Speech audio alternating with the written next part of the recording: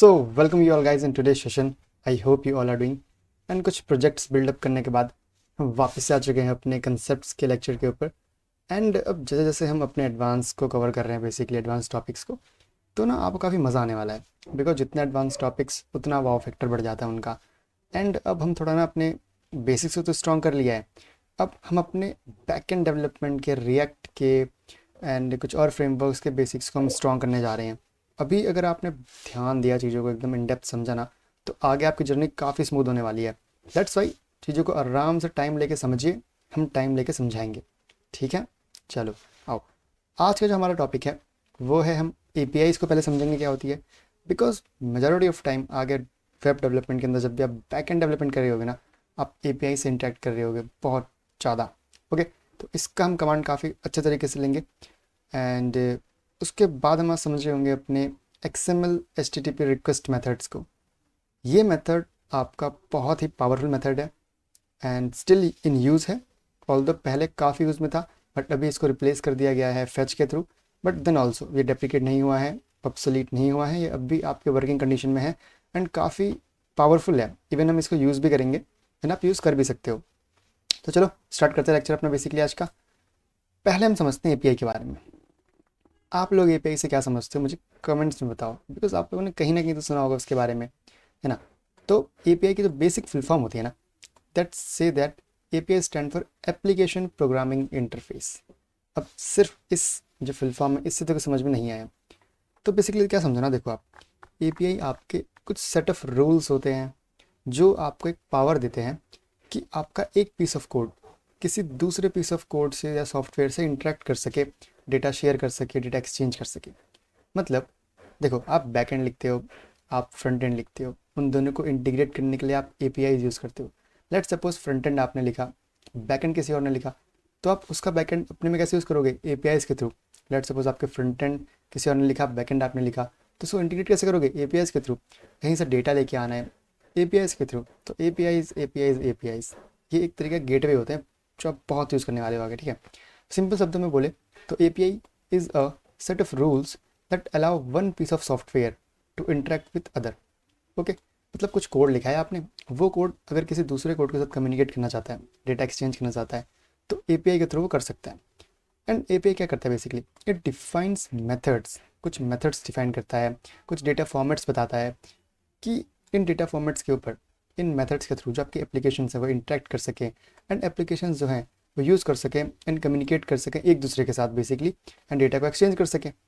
Okay, simple से explanation, I hope आपको समझ में आई होगी। ओके, तो इतनी आपकी एपीआईज होती हैं कि भाई एपीआई का काम क्या है। अब वो थोड़ा समझते हैं कि क्यों करनी है एपीआईज को यूज़ बेसिकली। तो एपीआईज हमें ये जो मतलब एक पावर है ना कम्युनिकेशन की, वो देती है। इस कम्युनिकेशन की पावर की वजह से ना हम किसी एक पीस ऑफ कोड की फंक्शनैलिटी को, डेटा को यूज़ कर सकते हैं अपने कोड के अंदर। सिंपल देखो, it enables different software systems to exchange data and functionality. मतलब कि डिफरेंट डिफरेंट कोड होते हैं, उनकी डिफरेंट डिफरेंट फंक्शनैलिटी होती है। हम उस दोबारा से उस पूरी फंक्शनैलिटी को क्रिएट ना करें अपने ऐप के अंदर, अपनी वेबसाइट के अंदर, तो उससे बचने के लिए हम एपीआईस यूज़ करते हैं और उस पूरी की पूरी फंक्शनैलिटी को अपने कोड में ऐड कर देते हैं। ओके, मतलब जब भी उसका काम होगा तो हमारा कोड उसके पास जाएगा, काम करके वापस अपने कोड पे आएगा। इससे क्या होता है, हमारा टाइम बचता है। ओके, एक बहुत ही सिंपल एक्सप्लेनेशन है एपीआईस की। लाइक अगर मैं आपको एग्जांपल दूं, तो देखो, आपने एक वेब ऐप बनाया, उस वेब ऐप के अंदर आपका यूज़र इंटरेक्ट कर रहा है एंड वो पूरा का पूरा ऐप आपने कनेक्ट कर दिया बैकएंड के साथ, सर्वर के साथ, जिससे अब आप फ्रंट एंड के थ्रू अपने डेटा को फैच कर सकते हो या डेटा को सेंड कर सकते हो अपने डेटाबेस के अंदर, बेसिकली बैकएंड के अंदर, है ना। तो आपने यहाँ पे एपीआई यूज़ करा, ऐसे ही आप एपीआई आगे बहुत यूज़ करने वाले हो। ठीक है, आई होप अब आपको थोड़ा सा जो ग्राउंड, आपको एक बेस बन रहा होगा कि अच्छा एपीआई क्या होती है, क्यों यूज़ करना होता है एक्चुअली उसको। अब बेनिफिट्स क्या हैं एपीआईज़ के? जैसे मैंने आपको बोला कि एपीआई के थ्रू आप इंटीग्रेशन कर सकते हो। मतलब कि अब बहुत सारे सॉफ्टवेयर्स को एक साथ जोड़ के एक अलग सॉफ्टवेयर बना सकते हो। मतलब आपने बनाया कुछ नहीं खुद से, आपने बस उनको जोड़ दिया, उन सबके वर्किंग को अपने प्रोजेक्ट में डाला एंड एक न्यू ऐप बना दिया। या फिर एक सिंपल सा आप एग्जांपल समझो कि आपने ना एक बढ़िया सा ऐप बनाया, अब आप उसके अंदर कुछ पेमेंट का ऐड करना चाहते हो, तो अपना खुद का एक पेमेंट गेटवे बनाने से अच्छा है कि आप किसी बनाए, एक टूल बनते हैं बहुत सारी कंपनीज के अंदर, उनको आप अपने कोड में इंटीग्रेट कर लो एंड आप पेमेंट गेटवे का यूज़ कर लो, जिससे आपको बनाना नहीं पड़ा, आपका टाइम बच गया। सो कुछ ऐसी फंक्शनैलिटीज़ जो लोगों ने बना रखी है, आप उनको यूज़ कर सकते हो थ्रू एपीआईज़। तो काफ़ी एक इंटरेस्टिंग चीज़ है, काफ़ी एक, मतलब क्या कहें उसको, बहुत ही माइंड ब्लोइंग चीज़ है कि वाओ, हमें खुद से नहीं बनाना पड़ रहा, हम यूज़ कर पा रहे हैं। ऐसी इंटीग्रेशन के साथ साथ रीयूजेबिलिटी। जैसे देखो, आप एग्जिस्टिंग टेक्नोलॉजीज़ को, एग्जिस्टिंग टूल्स को, एग्जिस्टिंग सर्विसेज को आप यूज़ कर सकते हो। जैसे कि आपको गूगल मैप्स चाहिए, तो अपना खुद का गूगल मैप बनाने से अच्छा क्या है, आप गूगल मैप की एपीआई ले लो। लेट्स सपोज आप एक चैटबॉट बना रहे हो, चैटबॉट में आपको एआई चाहिए होगा, तो अपना एआई बिल्ड करने से अच्छा है कि जेमिनी का एआई ले लो या फिर चैट जीपीटी का एआई ले लो, उसकी एपीआई ले लो बेसिकली, है ना। फिर उसको आप इंटीग्रेट कर लो अपने कोड के अंदर, एंड डायरेक्टली जो आप इनपुट डालोगे वो एपीआई से उसके पास जाएगा, डेटा आपके पास आएगा, एंड आप काम कर सकोगे। तो instead of building technologies from scratch, you can use their APIs, use their existing technology and make your own project basically, है ना। अब समझ में आया थोड़ा सा। एंड आप कह सकते हो कि मॉड्यूलरिटी भी बढ़ रही है। अब क्या होता है कि देखो, पूरा का पूरा एक साथ कोड लिखने से अच्छा क्या है, अब आपने एपीआई में बांट दिया कोड कि भाई आपका इतना काम आप खुद कर रहे हो, बाकी का काम आपका एपीआई संभाल रहा है। तो अगर कभी फ्यूचर में गड़बड़ हो भी रही है तो आपको इतना इन डेप्थ डिगिंग नहीं करनी पड़ेगी कोड में। आपको पता है भाई ये काम ये कर रहा है, ये काम मैं कर रहा हूँ, तो कहाँ गलती है मैं उसमें ईजिली जा सकता हूँ, क्योंकि आपने कोड को ब्रेक डाउन कर दिया। तो आप मैनेजेबल पार्ट्स में ब्रेक डाउन कर चुके हो, तो ईजिली आप एरर फाइंड कर सकते हो कहाँ से है, एंड उसको ठीक कर सकते हो इंडिपेंडेंटली। तो काफ़ी फ़ायदे हैं एपीआईज़ के। दैट्स वाई एपीआई का जो पूरा सिस्टम है, एपीआई पे अलग एक इंजीनियरिंग बैठी जा सकती है। लंबा चौड़ा डिस्कशन हो सकता है, बट हाँ, अभी जो आपको बेस बनाना था मेरे को, आई होप आपका बना होगा थोड़ा सा। अब हम जो ने बोला था ना कि एपीआई क्या डिफाइन करता है, एक डेटा फॉर्मेट या फिर डेटा मेथड्स हो, कि किस मेथड्स के थ्रू या फिर कैसे डेटा को वो पार्स करेगा बेसिकली, किस डेटा को वो लेके आएगा आपके पास। तो most of the time, the 99% of time या फिर 95% कह लो आप हमेशा जेसन डेटा के फॉर्मेट के साथ ही इंटरेक्ट कर रहे होंगे। जेसन डेटा फॉर्मेट क्या होता है, सिंपली अगर मैं डेफिनेशन बोलूँ इसकी, तो Jason stand for JavaScript object notation. अच्छा, पूरा समझ में तो नहीं आया, हल्का समझ में आ गया कि ठीक है, जावास्क्रिप्ट ऑब्जेक्ट की कुछ बात हो रही है, तो मतलब उस नोटेशन में, उस वे में कुछ हमको मिल रहा होगा डेटा। तो हाँ, जेसन आपका एक डेटा फॉर्मेट होता है, जैसे डेटा टाइप होता है ना, वैसे डेटा फॉर्मेट होता है। Is the most common for APIs, बहुत कॉमन डेटा फॉर्मेट है एपीआईज के लिए। किस चीज़ के लिए, टू एक्सचेंज डेटा। क्यों, बिकॉज ये बहुत लाइट वेट है, ईजी टू यूज़ है for both humans and machines. Easily आपकी मशीन्स इसको रीड कर पाती है, इसको राइट कर पाती है। दैट्स वाई आप जब भी एपीआई के साथ इंटरेक्ट कर रहे होंगे तो मोस्ट ऑफ द केसेस में आपको जेसन डेटा मिल रहा होगा, ओके, जिसके थ्रू आप अपने डेटा को एक्सचेंज कर सकते हो एंड डेटा को रीड कर सकते हो, राइट कर सकते हो। बिकॉज ये बहुत ईजी है ह्यूमंस के लिए भी एंड मशीन्स के लिए भी कि समझना एंड उसको लिखना। तो कैसा होता है आपका जेसन डेटा, सिंपल होता है बहुत। देखो, जैसे आपने ऑब्जेक्ट बनाया ना अपने, जैसे करली ब्रेसेस यूज़ करते हुए, सेम इसी वे में आप क्या करते हो, अपने जेसन डेटा को फॉर्म करते हो। लाइक की वैल्यू पेयर के अंदर आपका डेटा होता है ना। अभी की के अंदर वैल्यू कुछ भी हो सकती है, एरे हो सकती है, एक ऑब्जेक्ट हो सकता है, इन दैट फॉर्मेट। अभी तो बहुत सिंपल से मैंने आपको बताया, देखो कितना सिंपल है ये, है ना, इजीली समझ में आ रहा है। बट इतना सिंपल हमको एपीआई जनरली नहीं मिलता है।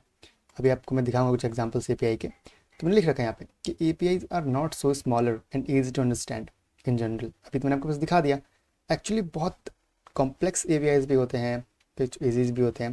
बट हाँ, मतलब अगर आप इसको ऊपर से देखोगे ना तो आपको समझ में नहीं आएगा। तो कुछ ऐसे टूल्स हमारे पास हैं इंडस्ट्री के अंदर जो इन एपीआईज को ईजी वे में हमको पोर्ट्रे करते हैं, जिससे हम उस एपीआई को समझ सकें, उसके अंदर से वैल्यूज़ को एक्सट्रैक्ट कर सकें। ऐसे ही एक टूल का नाम है जेसन फॉर्मेटर, हम समझते हैं चलो। अब लेट्स सपोज हमें एक एपीआई मिलता है, एपीआई गिटहब का एपीआई है बेसिकली।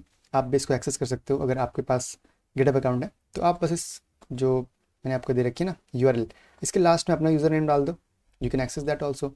सो बेसिकली इसमें क्या मिलता है हमको, देखो हमको एक जेसन डेटा मिला। अगर मैं आपको इसको दिखाऊँ तो एक तरीके का जेसन डेटा है सिंपल सा, जहाँ पे आपको लॉगिन में देखो ये सब मिल रहा है, आईडी, नोड आईडी, अवेटर, यूआरएल, बहुत सब चीज़ें मिल रही है, ठीक है, एकदम की है, वैल्यू पेयर है। तो बहुत ईजी है एक्सट्रैक्ट करना, अगर आपको जो भी एक्सट्रैक्ट करना है आप इजीली कर सकते हो। चलो मैं इसको कॉपी करता हूँ एक बार, एंड मैं अपने कोड फाइल में आता हूँ, एक स्क्रिप्ट फाइल बनाता हूँ basically, script dot JS. Let suppose अब ये है तो ऑब्जेक्ट ही, तो मैं इसको स्टोर करवा सकता हूँ अपने डेटा के अंदर, करवाते हैं चलो। देखो ये मेरा स्टोर हो गया। अब लेट सपोज मेरा मन कर रहा है कि यार मैं इसमें से क्या निकालूँ, मैं इसमें से बायो निकालूँ अपनी। हमें बायो मिल रही है, बिल्कुल मिल रही है, देखो ये रही बायो। अब ये की है तो मैं कैसे निकाल सकता हूँ इसको, सिंपल मुझे डेटा करना है, डॉट की करनी है, and if I do not, तो पहले हम जाते हैं अपने लेक्चर नंबर किस पे, 94, then node script, okay caps में है, node script dot JS undefined. ऐसा क्यों भाई, मिलना तो नहीं चाहिए था ऐसा, कुछ गलत लिखा क्या हमने, अरे डेटा डॉट की लिख दिया, हमको तो बायो लिखना है। ओके, अब हमको जो मेरी बायो है वो मिल रही होगी, इतनी ही ऑब्वियस मैंने बात बोली आपको, देखो हमको बायो मिल रही है एक्चुअली। ऐसे ही अगर आपको लेट सपोज आपको ये क्रिएटेड एट सर्च करने की, मैंने कब अपना अकाउंट क्रिएट करा था, तो इसको कैसे एक्सेस करेंगे? कुछ नहीं भाई, सिंपल ऐसे कर दो, हमको ये मिल जाएगा। मिल गया। तो ठीक है, मैंने 1 तारीख को लाइक 1 जनवरी 2025 में अपना गिटहब अकाउंट क्रिएट करा था, बस ऐसे मन करा था एक नई साल की शुरुआत के लिए।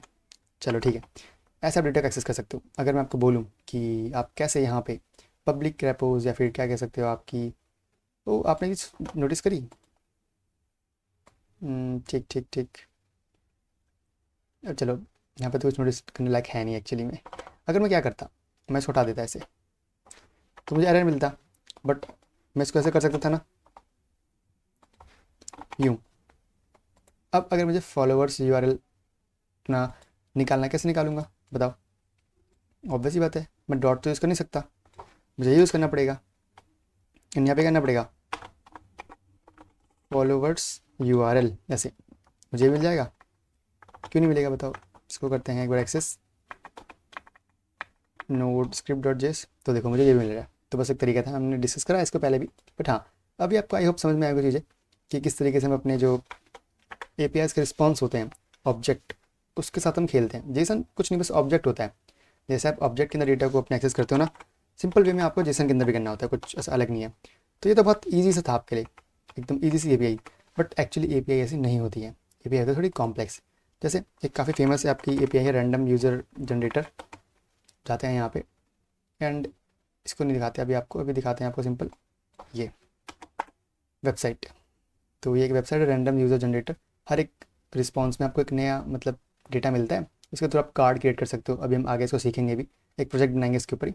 तो जैसे देखो ये एक API है आपकी, API का रिस्पॉन्स है, कितना हार्ड है देखने में, आपको समझ में नहीं आ रहा होगा एक्चुअली, हम समझ नहीं पाएंगे इसको। तो क्या करते हैं, इस URL को एक बार हिट करते हैं, बिकॉज जब भी आप एक URL हिट करते हो तो आपको उसका रिस्पॉन्स मिलता है।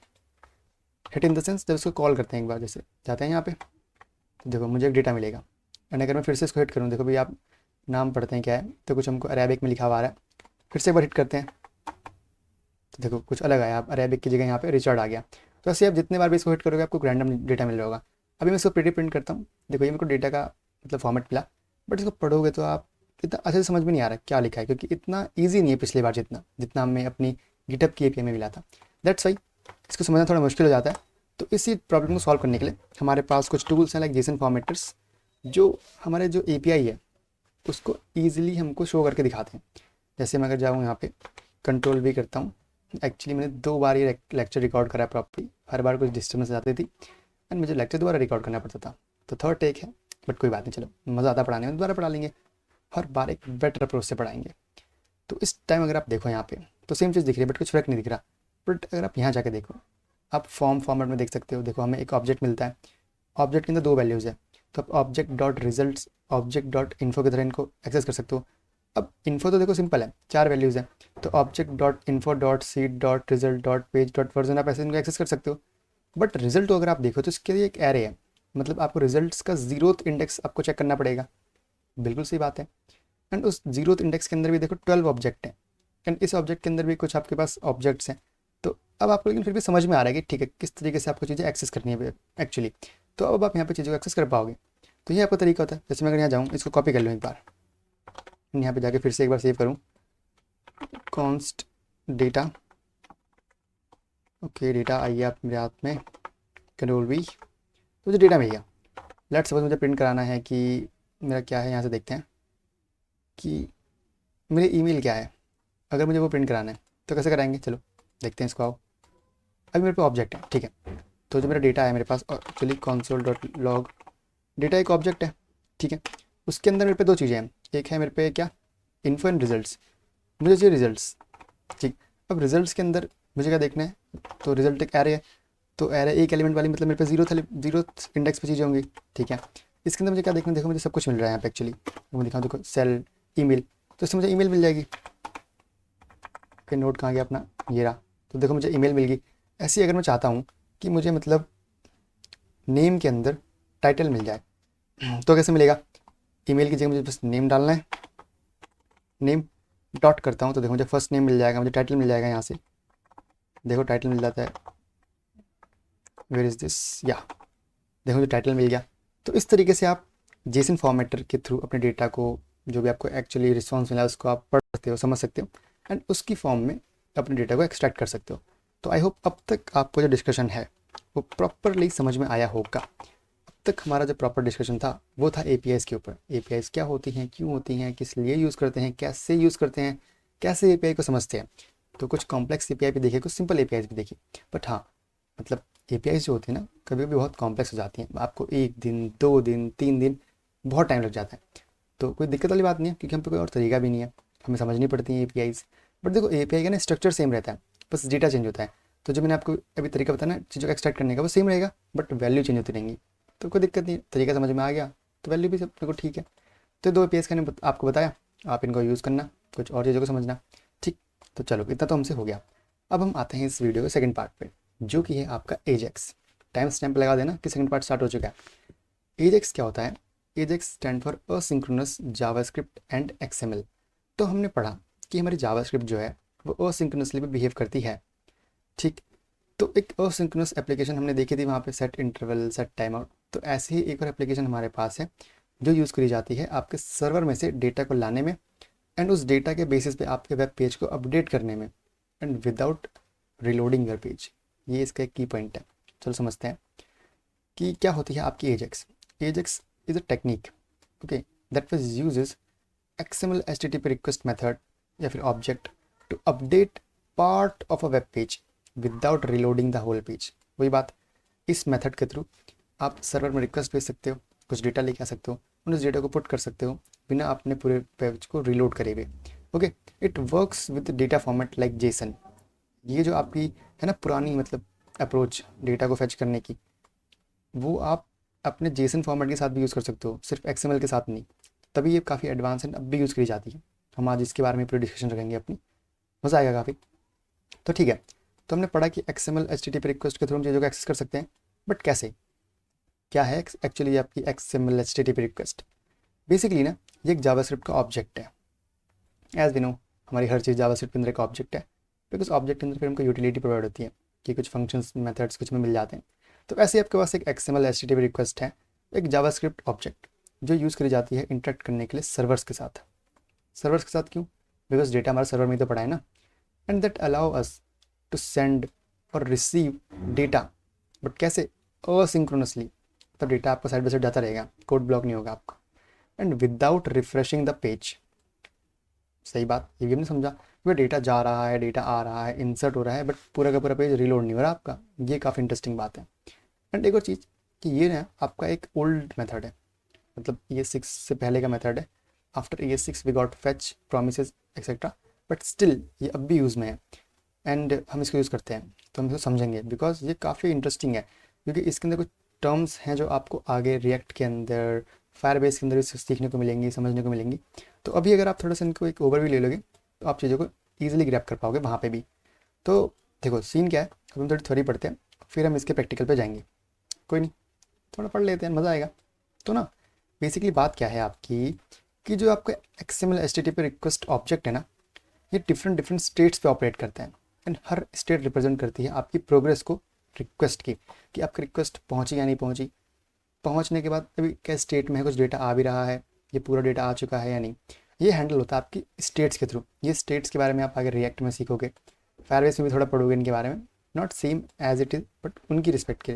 ओके, तो देखो फर्स्ट जो आपकी स्टेट होती है वो होती है ज़ीरोथ स्टेट। ज़ीरोथ स्टेट जिसको आप अनसेट भी कहते हो बेसिकली, इसका मतलब क्या होता है ना कि रिक्वेस्ट आपने क्रिएट तो कर दी है। कैसे क्रिएट करोगे? XML HTTP रिक्वेस्ट का एक इंस्टेंस बना लो, आपकी रिक्वेस्ट क्रिएट होगी, बट रिक्वेस्ट आपकी ओपन नहीं हुई है यार, मतलब आपने ओपन मेथड को कॉल नहीं करा अब तक। ओके भाई ठीक है, समझ गया, मतलब अगले मुझे ओपन मेथड कॉल करना पड़ेगा। तो जो आपकी अगली स्टेट होती है उसमें आप क्या करते हो, आप ओपन मेथड को कॉल करते हो, बट रिक्वेस्ट सेंड नहीं हुई अब भी। ठीक है भाई, अब समझ गया, अगले स्टेज में मैं क्या करूँगा, अपनी रिक्वेस्ट को सेंड करूँगा। ठीक है, तो फिर आप कॉल करते हो अपने सेंड मेथड को। एंड सेकंड जो आपकी मतलब ये स्टेट है, थर्ड स्टेट बेसिकली, वो क्या कहती है कि आपने सेंड मेथड को कॉल कर लिया है, तो इससे क्या होगा ना, आपके पास हेडर्स आ जाएंगे कुछ, एंड कुछ स्टेटस आपके पास आ चुका होगा। स्टेटस मतलब कि कैसे आपकी सक्सेसफुली पहुंच चुकी है नहीं पहुंच चुकी, डेटा सारा आ चुका है नहीं आ चुका, उन चीज़ों के बारे में हम आगे देखेंगे, डेटा आया नहीं आया। बट हाँ, कुछ हेडर्स कुछ स्टेटस आपको मिल जाते हैं यहाँ पे। फिर आपकी अगली स्टेट जो होती है 3 या फिर लोडिंग होती है, उसमें क्या होता है ना कि आपकी रिक्वेस्ट तो पहुँच चुकी है एंड अभी प्रोग्रेस में है, मतलब कुछ डेटा आपके पास आ भी चुका है एंड कुछ डेटा आपके पास आ भी रहा है। तो ठीक है, फोर्थ स्टेट आपकी जो है वो लोडिंग वाली स्टेज है। Fifth state is your done, means कि जो रिक्वेस्ट है आपकी कंप्लीट हो चुकी है एंड सर्वर ने सारा डेटा आपके पास भेज दिया है। अब ये आपकी रिस्पॉन्सिबिलिटी है कि भाई आप डेटा को कैसे हैंडल कर रहे हो, या आपके पास पहुंचा या नहीं पहुंचा, बट हाँ सर्वर से सब कुछ आ चुका है। तो चलो ठीक है, हमने 5 स्टेट पढ़ी, zeroth state, first state, second, third, fourth. Zeroth means कि आपने क्रिएट तो कर ली बट ओपन नहीं करी है रिक्वेस्ट। फर्स्ट स्टेट में आपने ओपन तो कर ली यार, बट आपने अपनी जो रिक्वेस्ट को सेंड नहीं करा। देन थर्ड स्टेट की आपने चलो सेंड तो कर दिया, लेकिन आपके पास कुछ हेडर्स आ गए, आपके पास कुछ स्टेटस आ गए। देन आपकी फोर्थ स्टेट मीन्स आपके स्टेटस आने के बाद आपकी जो रिक्वेस्ट है वो प्रोग्रेस में है, कुछ काम चल रहा है, कुछ डेटा आ चुका है। And fifth state is that कि आपका डेटा सक्सेसफुली आपके पास पहुंच चुका है, हमने तो भेज दिया, अब आप देखो क्या हुआ। तो ये कुछ स्टेट्स है, इनका ध्यान रखना। अब चलते हैं अपने प्रैक्टिकल इंप्लीमेंटेशन की तरफ। ओके गाइस, प्रैक्टिकल इंप्लीमेंटेशन से पहले देखो हम इसी कोड को समझने वाले हैं आज। आओ समझते हैं। बेसिकली क्या करना है, मेरे को एक XML HTTP रिक्वेस्ट क्रिएट करनी है। कैसे क्रिएट करेंगे, हम यूज़ करेंगे अपने XML HTTP रिक्वेस्ट वाले एक ऑब्जेक्ट को। तो एक ऑब्जेक्ट बनाना है, simple, new XML HTTP request, simply एकदम। देखो ठीक, अब ये रिक्वेस्ट हमने क्रिएट तो कर दी बट सेंड कुछ नहीं करी, ओपन कुछ नहीं करी। तो कैसे करेंगे, बात यह है अभी आपका ऑब्जेक्ट है तो उसको होल्ड करना पड़ेगा कहीं पे। वेरिएबल का नाम कुछ भी डाल दो, लाइक XHR डाल दो। X means XML, H means HTTP, R means request, एक शॉर्टकट, शॉर्ट नेम मतलब बेसिकली। तो ये अब आपने क्या करा, एक वेरिएबल क्रिएट करा जिसके अंदर आपने होल्ड करा है आपने इस रिक्वेस्ट को। तो रिक्वेस्ट क्रिएट हो गया, बस रिक्वेस्ट ओपन नहीं हुई अभी। ओपन कैसे करते हैं, XHR डॉट कैसे ओपन मेथड से, यार बताता था आपको। ठीक है, ये क्या लेता है, एक मेथड है जो क्या लेता है, स्ट्रिंग लेता है। स्ट्रिंग क्या, अरे किस URL पे, किस API पे आपको रिक्वेस्ट सेंड करनी है वो डालो यहाँ पे। तो किस पे करें बताओ, जैसे यहाँ पे थी ना रैंडम यूज़र वाली, उस पर करें रैंडम यूज़र मी डॉट API। कॉपी कर लेते हैं इसको, Ctrl+C आते हैं, इसको बंद कर देते हैं थोड़ी देर के लिए कि अभी इतने नीचे। हाँ, ये आपने रिक्वेस्ट यहाँ सेंड कर रहे हो, बट ये तो जगह है। अब रिक्वेस्ट दो तरीके की होती है, या तो आप डेटा भेज रहे हो, डेटा ले रहे हो। पोस्ट मीन्स कि आप डेटा इंसर्ट कर रहे हो, गेट मीन्स कि आप ले रहे हो। तो अभी मैं इस API से डेटा ले रहा हूँ तो मैं गेट यूज़ करूँगा, ठीक है, कॉमा लगा दो। तो ये आपने बनाई आप अपनी एक रिक्वेस्ट, दैट मीन्स कि आपने गेट रिक्वेस्ट भेजी है किसको, इस API को। यानी सेम काम आप यहाँ पे कर रहे हो, जब आप इस API को यहाँ पे लिखते हो एंड एंटर क्लिक करते हो तो आपने रिक्वेस्ट भेजी है कि मुझे इस API में से डेटा दे दो। एंड आपको क्या मिलता है, एक इस फॉर्म में आपको डेटा मिलता है यहाँ पे एक्चुअली, है ना, सही बात। तो ठीक है, इतना काम हमसे हो गया। मतलब हमने क्या करा, ये अपनी जीरोथ वाली पार कर दी, यहाँ पे आके हमने अपनी जो फर्स्ट वो थी स्टेट वो भी पार कर दी। फर्स्ट कौन सी स्टेट की, ओपन कर ली, बट स्टिल आपने अपने जो रिक्वेस्ट है उसको सेंड तो करा नहीं। उसके लिए क्या था हमारे पास, एक XHR। अभी आपका XHR ऑब्जेक्ट है तो उसमें से आप वैल्यूज़ निकाल रहे हो, क्योंकि आपने एक इंस्टेंस क्रिएट करा है ना इस ऑब्जेक्ट का। तो इसके अंदर से आप सेंड मेथड कॉल करो। सेंड मेथड कुछ इनपुट नहीं लेता अभी इतना, मतलब आपने अभी क्या करा, आपने सेकंड मेथड को पार कर लिया, आपने रिक्वेस्ट सेंड भी कर दी। सेंड कर दी मतलब आपके पास अब हेडर्स आ चुके हैं, आपके पास स्टेटस आ चुका है। तो अगर मैं क्या करूँ, console.log करूँ कि मुझे ये बताओ कि मैं यहाँ तक पहुँचा भी हूँ या कुछ एरर आ गया, एरर वगैरह आया है तो मुझे बता दो यार, चेक कर लेता हूँ मैं इसको। तो एरर तो कुछ आया यार, अब ये एरर क्या आया है देखना पड़ेगा अपने को ये चीज़। चलो देखते हैं क्या एरर आया है। न्यू का एरर आया यार, न्यू का एरर, ये क्यों आ रहा होगा भला अपने को। ये समझने वाली बात तो है। ये कह रहा है कि मेरे पास XML HTTP रिक्वेस्ट तो डिफाइंड ही नहीं है। वाओ, ये तो कुछ नया ही एरर देखने को मिल रहा है अपने को। तो अब इसको क्या करें, एक काम करते हैं, सिंपल एक HTML फाइल बनाते हैं, ठीक है, उसमें सारा कोड लिखते हैं। आओ index.html बनाते हैं, फटफट ये करते हैं काम। हम सीख रहे हैं XML HTTP request. Okay, then यहाँ लिखते हैं अपनी स्क्रिप्ट सिंपल सी, इसको छुपा देते हैं थोड़ी देर के लिए। एंड यहाँ लिखते हैं क्या, यहाँ लिखते हैं const XHR new XML HTTP request and XHR dot open, मुझे चाहिए गेट, फिर मुझे यहाँ पे एक API चाहिए थी ये वाली, एंड फिर मुझे अपनी रिक्वेस्ट को सेंड करना है, simple done.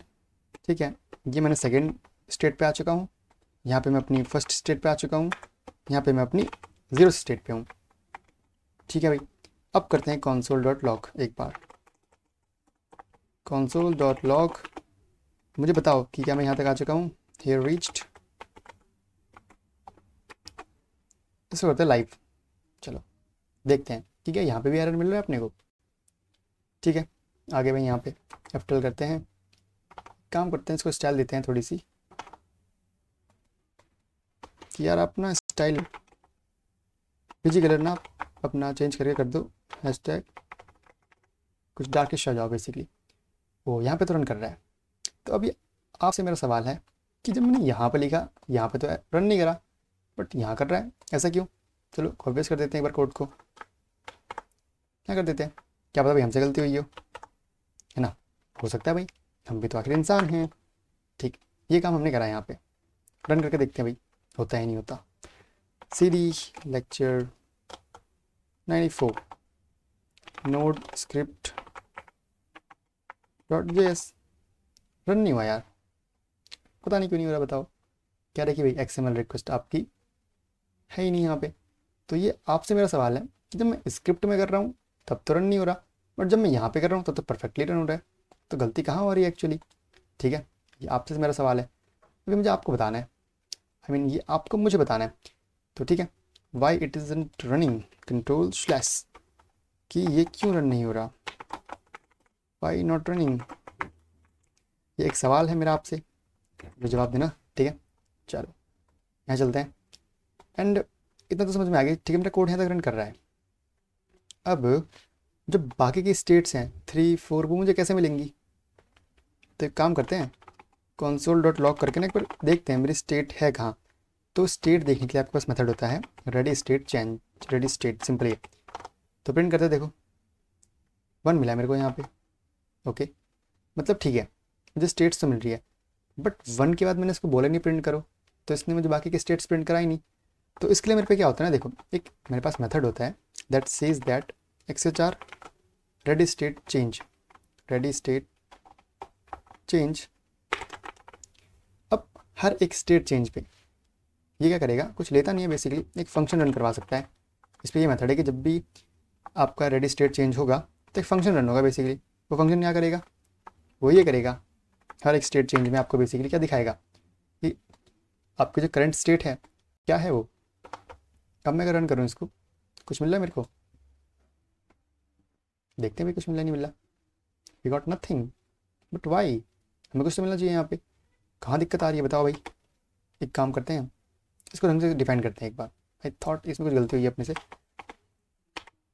On ready state होता है पहली बात, तो रेडी स्टेट चेंज कुछ होता ही नहीं है ना। चलो आप बस एक ट्रिक से आपके साथ, अब भी कुछ नहीं हुआ यार, ओ माय गॉड, कुछ गलती तो नहीं होगी अपने से। देखते हैं चलो कि यार जब भी मेरा मतलब रेडी स्टेट चेंज हो तो मेरा रेडी स्टेट को प्रिंट कराओ, बट ये प्रिंट तो करा ही नहीं रहा, तो यहाँ भी गलती हुई है। फिर से प्रिंट कर लेते हैं एक बार, चलो console.log XHR dot ready state. चलो भाई कुछ मिला, कुछ भी नहीं मिला, मतलब कि हमारी जो स्टेट है वो चेंज ही नहीं हो रही। अब ऐसा क्यों हो रहा होगा यार, 1 स्टेट तो हमारी आ रही थी, अब तो वो भी नहीं आ रही एक्चुअली में। एक काम करते हैं, पॉट बंद करके फिर से खोल लेते हैं भाई, क्योंकि ऐसे एरर्स कभी कभार VS कोड भी दे देता है अपने को। बट अगर आपने देखा हो तो अपने को 4 मिला। अब ना मैं आपसे एक छोटा सा सवाल करना चाहता हूँ, बस सवाल मेरा ये है कि ऐसा क्यों हो रहा है, ऐसा आखिर क्यों हो रहा है। फिर से रिलोड करते हैं एंड थोड़ी देर वेट करते हैं। देखो हमको 2 3 4 सब कुछ मिल गई। अब एक्चुअली बात क्या है, देखो समझो, हमारा जो डेटा होता है वो किसी दूसरे सर्वर पे रखा है ना, उस सर्वर में भी इंग्लैंड, ऑस्ट्रेलिया, अमेरिका, कहीं पे भी हो सकता है। तो मेरी रिक्वेस्ट वहाँ तक गई, वहाँ से आई, तो इस रिक्वेस्ट के जाने में आने में कुछ टाइम लगा ना, तो वही टाइम हमारा ब्राउज़र ले रहा है। एंड अगर आप लोगों ने थोड़ा सा रिसर्च करा हो कि जब मैं स्क्रिप्ट लिख रहा था तब मुझे एरर क्यों आ रहा था, एरर का सिंपल रीज़न ये था कि जब भी मैं एक रिक्वेस्ट को सेंड करता हूँ एंड उस रिक्वेस्ट के लिए मुझे वेट करना पड़ता है, हम आगे जो मेथड जानेंगे ना, असिंक अवेट, उन सब के बारे में मुझे वेट करना पड़ेगा। दैट्स वाई यहाँ पे एरर आ रहा था, बिकॉज वो कुछ ऐसा था ही नहीं यहाँ पे। ये जो मेथड होता है बेसिकली आपका इंस्टेंट चेक करता है आपके रिस्पॉन्स को, आपके नोड वाला, बट ब्राउज़र पे वो नहीं करता एकदम इंस्टेंट। तो देखो रुका थोड़ी देर के लिए, जब हम रुके यहाँ पे कि इंस्टेंटली तो नहीं आया, बट थोड़ी देर रुके तो अपने को डेटा मिल गया। दैट्स वाई हमको यहाँ पे चीज़ें मिल रही। और देखो हर स्टेट चेंज पे सेकंड स्टेट आई, थर्ड आई, फोर्थ आई। फोर्थ मीन्स कि आपका डेटा आपके पास आ चुका है। डेटा आ चुका है, बिल्कुल आ चुका है। अब अगर मैं कुछ स्टेटस देखना चाहूँ देख सकता हूँ, देखता हूँ स्टेटस जो मुझे दिखा दो यार, क्या क्या स्टेटस है तुम्हारे पास, कुछ आता है? लेट्स सी, वेट करते हैं थोड़ी देर के लिए। आता है तो ठीक, नहीं आता तो ठीक। नहीं आया भाई, कोई बात नहीं, हटा देते हैं इसको यहाँ से। बट मुझे एक चीज़ तो पता चली कि भाई मुझे डेटा तो मिल रहा है। डेटा मिलता कैसे एक्चुअली, वो जानना है ना? हाँ, बट उससे पहले एक चीज़ जानो कि हम डेटा को सिर्फ तब देखें जब हमारे पास स्टेट 4 है, तो कितना बढ़िया है। इफ़ मैं कंडीशन लगा दूँ कि इफ़ मेरा XHR डॉट रेडी स्टेट इस बराबर है 4 के, सिर्फ तभी मैं अपने डेटा को कंसोल कराऊँ, तब बढ़िया रहेगा ना मेरे पास। क्यों? क्योंकि जब तक डेटा 4 नहीं होता इसका मतलब कि रिक्वेस्ट सक्सेसफुल नहीं हुई है मेरी। उससे पहले देखना तो बेवकूफ़ी है ना एक तरीके से। इसलिए मैंने क्या कहा कि जब मेरा रेडी स्टेट 4 है, दैट मीन्स डेटा सक्सेसफुली वहाँ से आ चुका है, तभी तुम कंसोल कराओ मेरे डेटा को। एंड एक और चीज़ यहाँ पे होती है आपके पास बेसिकली क्या, कि आप अब यहाँ पे अगर आप करोगे XHR डॉट स्टेटस, देखो क्या मिलता है? कुछ भी नहीं मिला यार। हाँ थोड़ा टाइम रुके, 200 मिला। 200 का मतलब होता है कि जो आपकी रिक्वेस्ट थी वो सक्सेसफुली कंप्लीट हो चुकी है। ऐसे ही आपने कुछ एरर कोड देखे होंगे लाइक 400, 404, है ना? ये सब कुछ एरर कोड्स होते हैं। 200 आपका एक सक्सेसफुल कंप्लीशन का कोड होता है। अगर 200 आ रहा है दैट मीन्स कि आपका जो डेटा है सक्सेसफुली आपके पास पहुंच चुका है। तो मैं एक और कंडीशन लगा सकता हूँ कि जब मेरा रेडी स्टेट 4 हो, साथ में जो स्टेटस हो वो 200 के बराबर हो, सिर्फ तभी तुम अंदर आओ एंड डेटा को चेक करो। अब यार डेटा कैसे आता है यहाँ पे? तो डेटा के लिए बेसिकली क्या होता है, एक इनबिल्ड वेरिएबल होता है आपके पास, रिस्पॉन्स टेक्स्ट। इसके अंदर आपका सारा डेटा स्टोर्ड होता है। तो अगर मैं अभी इसको प्रिंट कराता हूँ तो देखो क्या मुझे क्या मिलता है। मुझे पूरा का पूरा जो डेटा है वो मिल गया यहाँ पे, है ना? ये तो डेटा था जो हमको हमारे इस API में मिल रहा था बेसिकली। डेटा तो मुझे मिल रहा है यार। बट अगर मैं अब एक्सेस करना चाहूँ डॉट किसको, मुझे पता है वो था, कैसे कर सकते थे हम इसको। अपने क्या करो, डेटा के अंदर जाओ, उसमें क्या देखो, आपके पास एक रिजल्ट होता है, एक इन्फो होता है। तो डेटा भी मेरे पे ऐसा है। मैं सर डायरेक्टली क्या करता हूँ, एक बार इसको मैं कर देता हूँ इसको ऐसे रैप अप, फटाफट जाते हैं, Ctrl+C करते थे। एक वेरिएबल में स्टोर करवा लेता हूँ, कौन सा डेटा, डेटा जो है ऐसे स्टोर करवा लो एंड प्रिंट कराओ डेटा को। क्या मुझे सेम चीज़ मिल रही है? देखते हैं, वेट करते हैं थोड़ी देर के लिए। ओके, कम डेटा, कम डेटा, कम कहाँ गया भाई डेटा? टाइम ले रहा है भाई, देखो टाइम ले रहा है। हम कुछ नहीं कर सकते, टाइम ले रहा है तो उसको आने देते हैं। तब तक यहाँ देखते हैं कि ये तो चलो सब कुछ ठीक चल रहा है। डेटा आया नहीं आया अब तक? Why it is not coming to me? Can anyone tell me that? कि मेरा इंटरनेट बढ़िया नहीं चल रहा? Let me refresh my internet.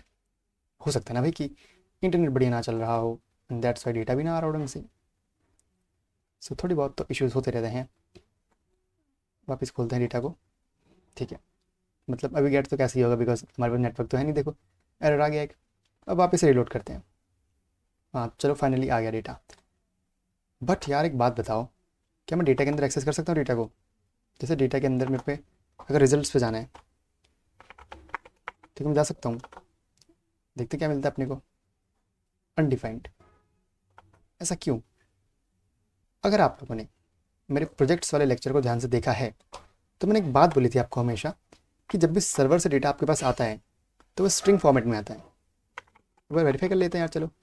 Type of data string, that's why आप डॉट के थ्रू एक्सेस कर ही नहीं पा रहे अपनी वैल्यूज़ को।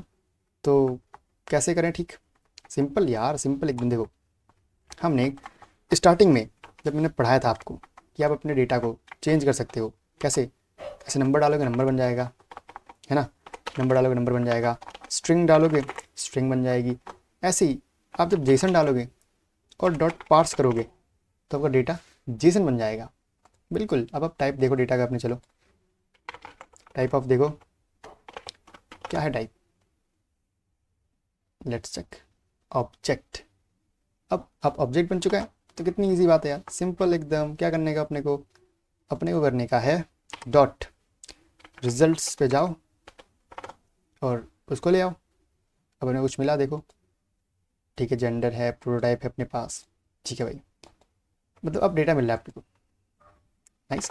बट रिजल्ट्स में मुझे एरे है तो यार ऑब्वियसली ज़ीरो करना पड़ेगा ना, तब मुझे प्रॉपर अपना जो ऑब्जेक्ट है वो मिलेगा। तो हाँ, अब मेरे को सारा मिल रहा है। अब अगर मुझे डी भी देखनी है, ईमेल देखना है, मैं कुछ भी देख सकता हूँ।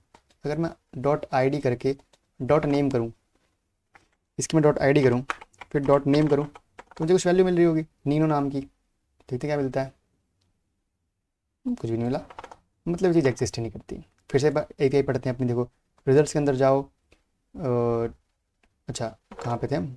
डॉट आई डी तो कुछ है नहीं यार अपने पास, ये कहाँ चले गए थे हम? अच्छा, डॉट आई डी यहाँ पे है, ठीक। डॉट आई डी नेम है और वैल्यू है, अच्छा ठीक है। हम नेम के अंदर है तो सही, हमें पी पी एस मिलना चाहिए था, but we don't get any thing. कुछ गड़बड़ हुई है अपने से शायद। Name dot value, I D के अंदर हम वैल्यू पे जाते हैं, चलो वैल्यू कुछ मिलती है अपने को, देखते हैं। जस्ट ए पी आई थोड़ा समझनी पड़ती है, देन चीज़ें मिल जाती हैं। ओके, तो ठीक है। तो इस तरीके से आप अपने पूरे XML HTTP रिक्वेस्ट वाली चीज़ को लिखते हो। That was your whole syntax.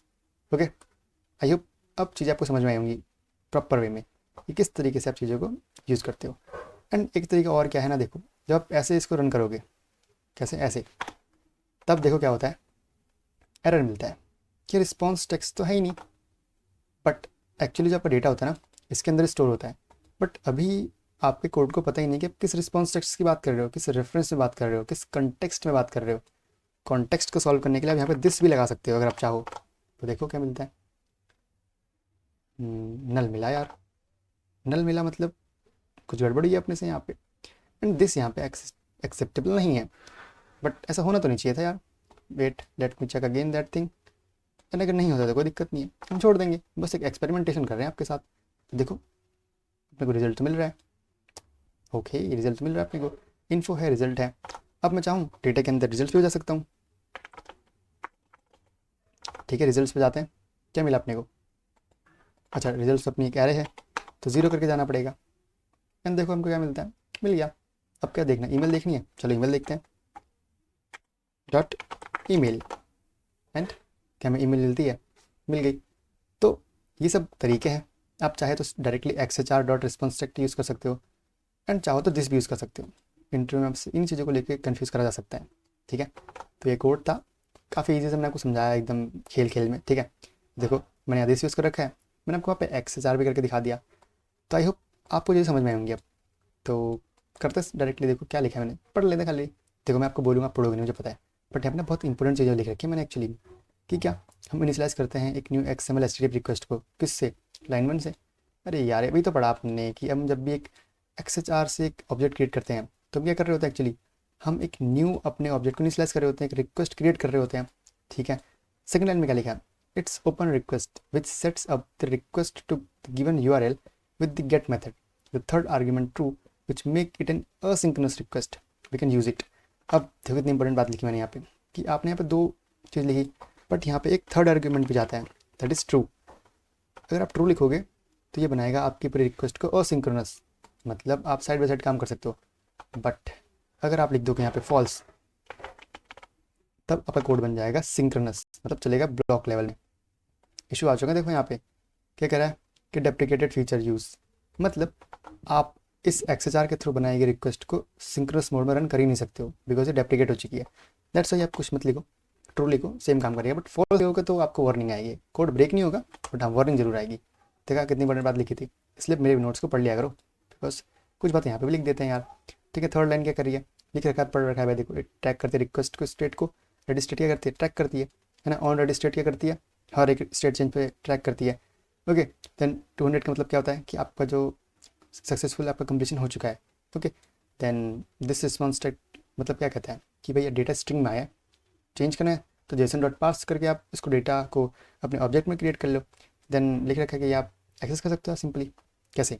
तो अपने जो API को समझो एकदम, आपको बेसिक तो मैंने बता रखे कि एरे के एलिमेंट कैसे ट्रैक करते हैं, अपने जो जो आपके डॉट के थ्रू ऑब्जेक्ट कैसे ट्रैक करते हैं, उन सब कर सकते हो बेसिकली। ठीक है, तो ये सब है, काफ़ी मैंने ईजिली आपको बताया। एंड हाँ, काफ़ी इंटरेस्टिंग लेक्चर था आज का, मुझे मज़ा आया आपको पढ़ा के।